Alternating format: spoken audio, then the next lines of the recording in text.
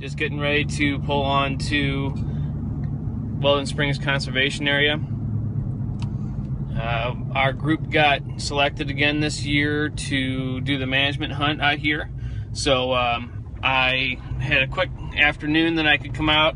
The rest of my schedule is pretty messed up, so to do any type of scouting. So the wife took the kiddos to the pool and called up Mike, and we're gonna come out here and do a quick scouting session, check some of the spots we've hunted in the past, and hopefully find something good. Probably just end up back where we've always have. So looking forward to it. We'll see him here shortly. It doesn't look like he's here yet, but I know he's on my heels. So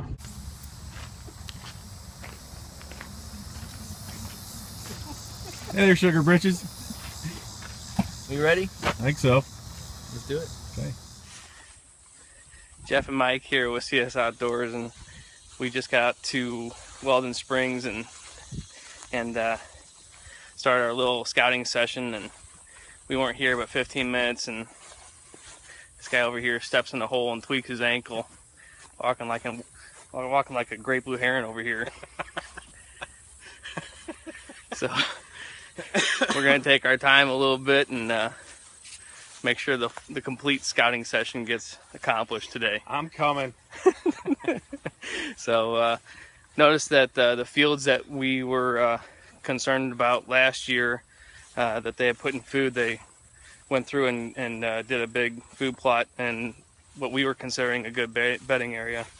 And we just poked our head up on the field up there, and it doesn't look like they did it this year. And I think that'd be good for us because our spot was the spot that we had selected and have hunted in the years past was good because there wasn't activity over there. So looking forward to getting into our old tree and seeing if they've messed with that at all.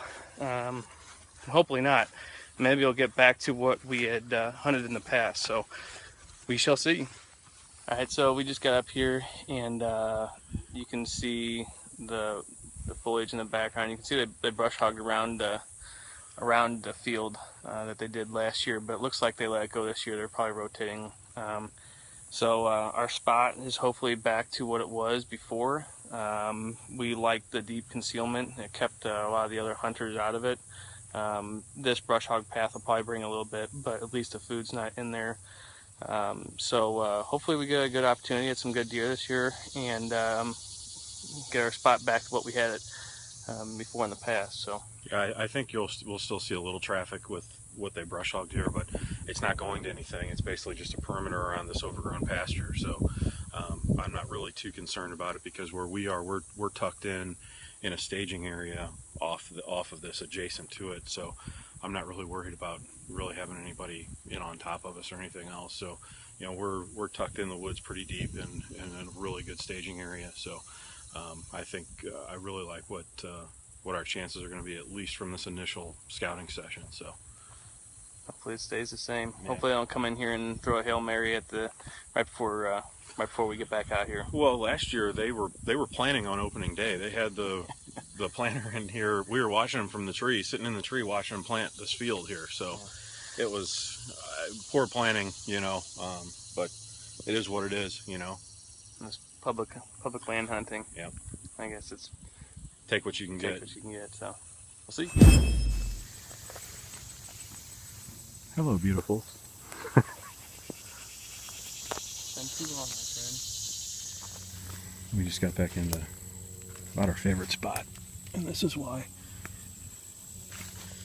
Persimmons are big and ripe and already on the ground. There's tons of sign in here. So I think this pretty much made our decision. We actually found another tree on the way in that we were considering that's tucked in the woods a little bit, but I think it's going to be hard to pass up a food source like this. I mean, there's droppings all over the ground here, so too much sign to pass up. And I mean, this tree here that we've used in the past and always been successful in, I think it's kind of a no-brainer. Yep. Not going to try to reinvent the wheel again. Nope. Everything's too fresh here. Yeah.